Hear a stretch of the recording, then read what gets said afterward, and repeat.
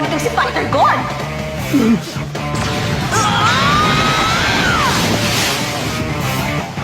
Hinugot niya yung floor fan ng ring gamit lang ang mga kamay niya!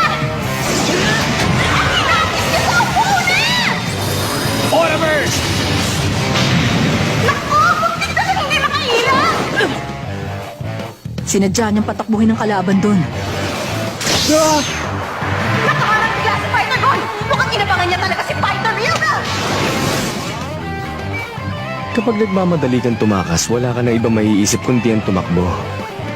Hindi mo mababago ang direksyon mo ng biglaan. Hindi ka rin basta-basta makakahinto. At doon, huli mo siya.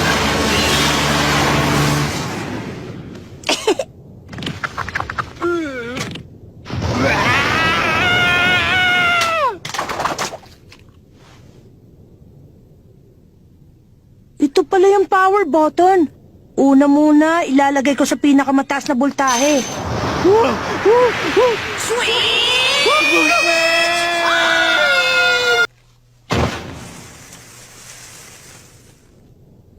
Joke lang. Bleh.